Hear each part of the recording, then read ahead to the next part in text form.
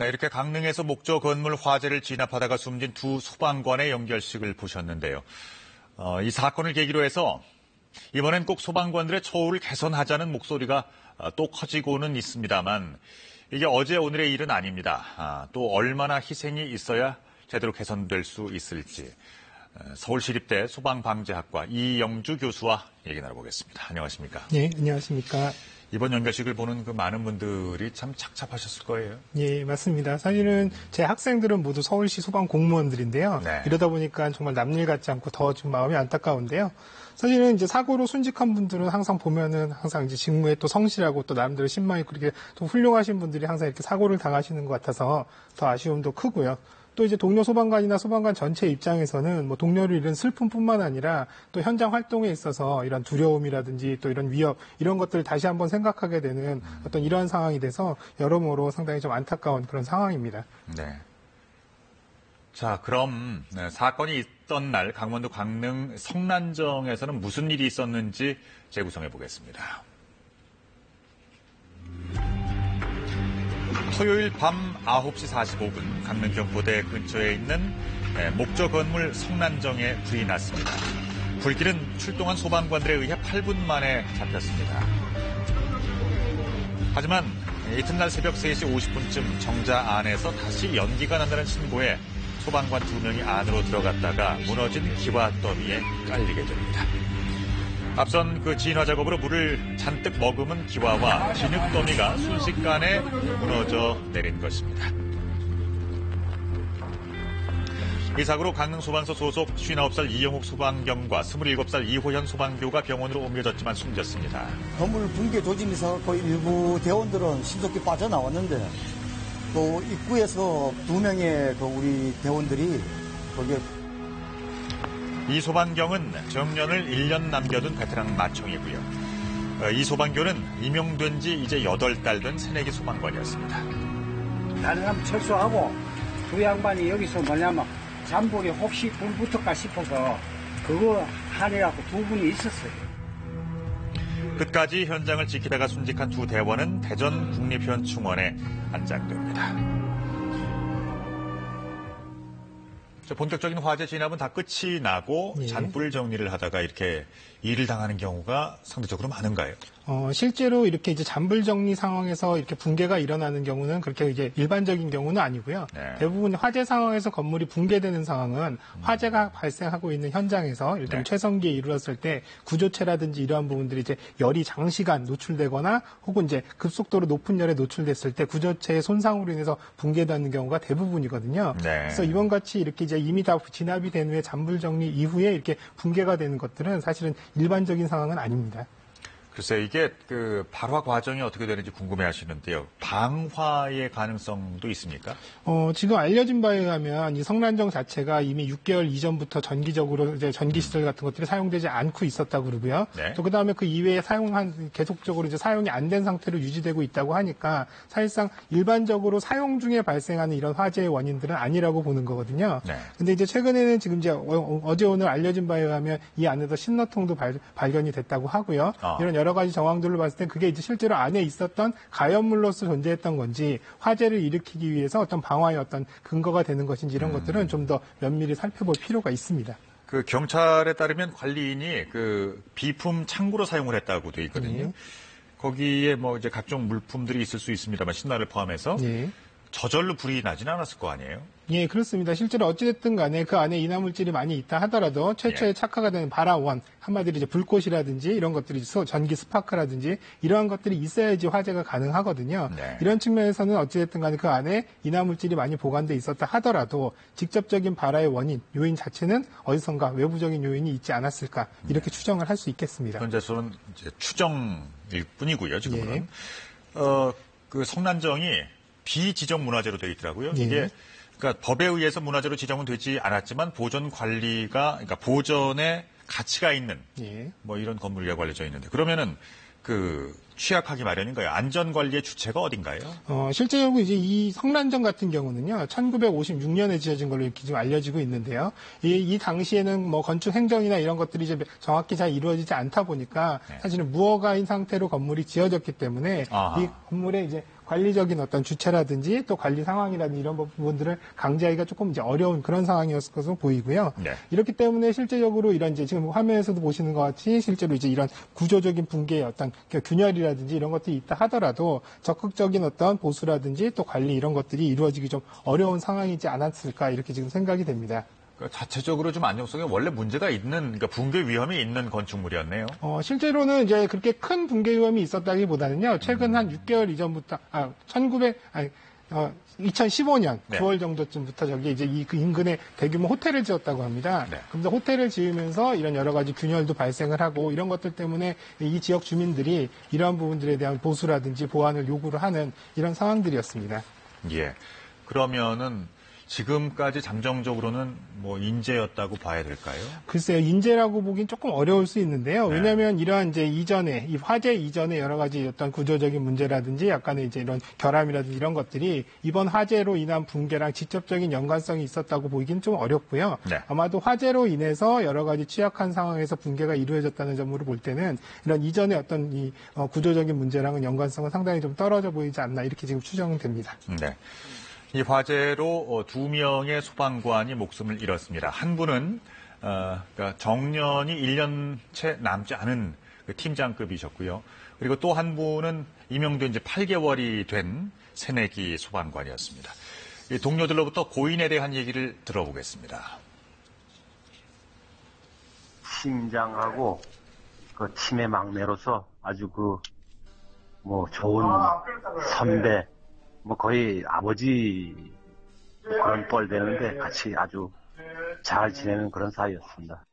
내년이 정년이에요. 평상시에도 이렇게 보면은 노모를 갖다가 모시다가 노모가 이제 치매기가 좀 있는 걸로 알고 있습니다. 한 3년 전에 요양원에 보내고 가끔가다 거기 가는, 제가 알기로는 아주 금술이 아주 좋으신 걸로 알고 있습니다. 그래서 같이 요양원에도 같이 어머님 뵈러 늘상 못 댕긴다 그러고, 퇴직하면은 같이 여행도 좀 다녀야 되겠다고 그런 부부도 얘기하고, 첫 임명이 저희 경포 일로 발령이 났습니다. 해병대를 또 제대했고 참 의욕적으로 일했습니다. 팀원에 아주 임무를 충실히 하고 뭔가도 자꾸 배우려고 아주 하도 물어가지고 우리 이영욱 팀장이 하도 물어가지고 귀찮아 죽겠다고 그럴 정도로 뭔가 좀 의욕도 있고 그랬는데, 글쎄 저희 경포센터 직원들이 또 모여가지고 이 얘기를 해도 제가 그때 현장에 나갔어도 아마 똑같이 하지 않았나 하는 생각이 들고, 나 대신 먼저 가신 님들 때문에 제가 더 있는 것 같고, 나 역시 미안하고 죄송스러운 그런 마음입니다. 죄송하고 미안합니다. 그러니까 방금 들으신 것처럼 동료들 사이에서 신망이 상당히 두터웠던 네. 분들이었고요. 그러니까 이영욱 소방경은 고참입니다. 지금 표창을 6번이나 받았다고 돼 있고요. 예, 맞습니다. 그리고 이호현 소방교는 소방관이란 직업을 원래부터 너무나 동경해왔고 사랑해서 체력이 필요하다는 생각을 했대요. 그래서 퇴근 후에도 운동을 열심히 했고 술 한 방울 입에 대질 않았다고 합니다. 이분들은 대전 국립현충원으로 안장되는 거죠? 예, 그렇습니다. 이게 순직한 소방관들 현장 활동 중에 순직을 하셨기 때문에요. 예, 대전 국립현충원에 안장 예정입니다. 모든 연결식장이 그렇습니다만 참 분위기가 처연하고 눈물바다였다고 해요. 이렇게 동료들이 큰 일을 당하는 모습을 옆에서 지켜본 다른 동료들 역시 대단히 큰 정신적인 외상에 시달린다고 하죠. 예, 맞습니다. 특히 이제 소방관 같이 이런 동료들의 죽음이나 본인의 어떤 항상 위험을 무릅쓰고 행해야 되는 직업, 또 그다음에 이제 요 구조자들의 어떤 상태 이런 것들을 이제 항상 이제 접하면서요. 이런 이제 정신적인 트라우마 겪는 경우가 굉장히 많은데요. 네. 최근 5년 7개월 동안 소방관들이 이런 정신적인 치료를 받은 그 진료 상담건이 17,000여 건에 이르는데요. 이 17,000여 건은 공식적으로 집계된 거고요. 이렇게 이제 집계되지 않은 이거보다도 훨씬 많은 숫자의 이런 외상성 스트레스를 문제를 지금 겪고 있는 걸로 이렇게 보이는데요.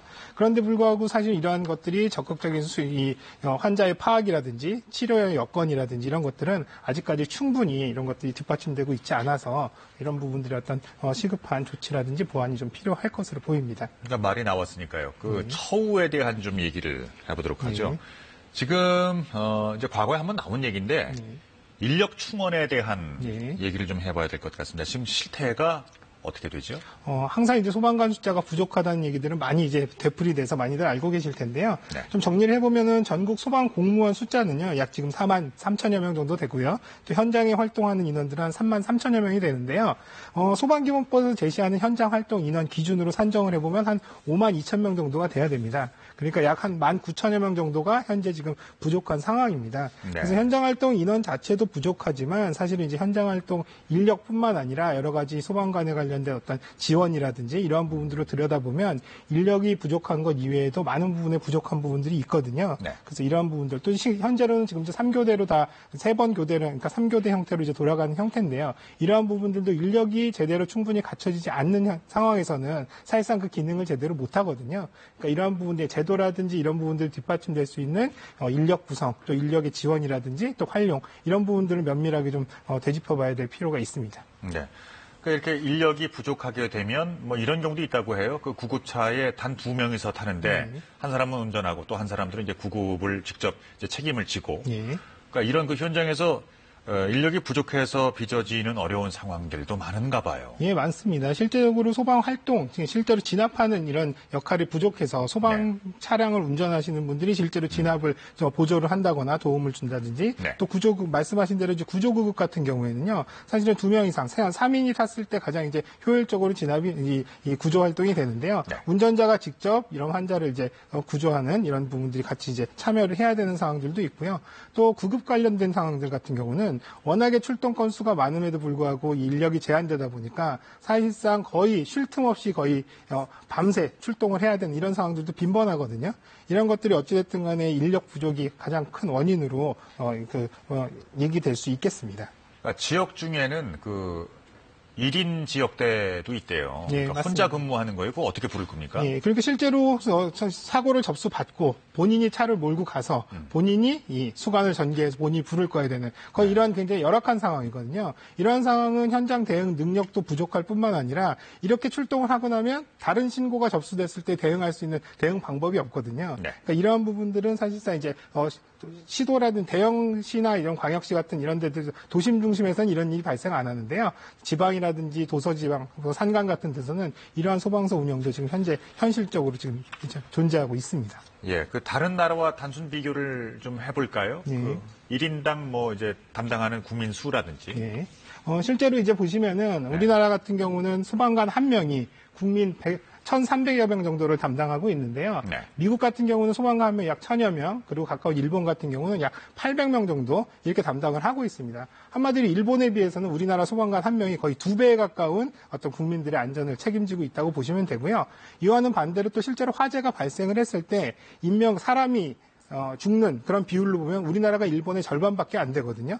이런 걸로 봤을 때는 소방관 숫자는 절반밖에 안 되는데 그 효율은 2배로 더 좋은 대단히 높네요. 예, 굉장히 뭐 우리나라 좋게 말하면 소방관들이 정말 열심히 잘 하고 있습니다만 이러한 부분들은 사실상 어려움을 계속 견뎌가면서 진행되고 있는 부분들이기 때문에 이러한 부분들을 빨리 안전한 상황에서 또 적극적으로 잘 활용할 수 있는 이런 인력 구조로 좀 가져가야 될 필요가 있습니다. 예, 그러니까 1인당 그 담당하는 국민 수가 5,000명이나 우리가 많은데도 불구하고 사망자 수는 절반밖에 안 된다고. 놀라운데요. 그런데 그 추경 예산 토론 당시에 지난 7월이죠. 그러니까 추경 예산 토론 당시에 그러니까 증원해야 된다는 그 이제 주장에 대해서 부정적인 입장이 나왔는데 화재가 자주 발생하지 않으니까 소방공무원을 늘릴 필요가 없다는 말도 나왔어요. 그런 부분들은 약간 좀 이제 좀 자세히 좀 들여다봐야 되는 부분인데요. 화재 발생 상황이 적다고 해서 소방관을 더 늘릴 필요가 없다라는 거는 기본적으로 우리가 소방에 관련된 부분들이 어떤 준비를 해야 되는 어떤 기본적인 상황들을 간과하는 부분이라고 보이거든요. 그래서 기본적으로 우리가 불이 발생하건 하지 않건 간에 이러한 부분들이 어떤 인력이라든지 이런 것들은 확보를 할 필요가 있습니다. 예, 지금 제가 잘못 들었는가 했습니다만 이런 경우도 있대요. 방화복이라든지 방화장갑이라든지 그 불을 끄는데 필요한 장비를 본인이 돈을 내고 사는 경우도 많고 하다고 하는데요. 그러니까 이런 그 상황들을 종합해 볼 때 가장 시급한 대책은 뭐라고 보세요? 실제적으로 인력이라든지 이런 분의 충원도 필요하지만요. 실제로 현장 활동에서 필요한 현장 대원들의 눈높이에서 필요한 복지라든지 또 여러 가지 이 지원들 또 여러 가지 행동을 진압을 하기 위한 여건들을 개선해주는 어떤 좀 눈높이 맞는 이런 부분들의 대책이 필요하고요. 또 과거에는 이런 물질적인 지원보다는 최근에는 이제 이런 심리적인 부분들 또 자긍심을 갖고 일할 수 있게끔 하는 부분들 또 이런 이 활동 중에 발생했던 여러 민형사상의 책임을 완화해주는 부분들 이렇게 적극적인 소방 활동을 자신감 있게 할 수 있도록 해주는 여건들을 마련해주는 것이 중요하다고 봅니다. 잘 알겠습니다. 지금까지 서울시립대 소방방재학과 이영주 교수와 말씀을 나눠봤는데요. 소방관은 그렇습니다. 항상 현장에 나갈 때마다 기도를 하는 심경이 된다고 합니다. 지금 이 순간 뭐 한 번, 두 번만이라도 우리를 위해서 헌신하고 있는 이 소방관들에게 감사하는 마음을 가져야 되겠습니다.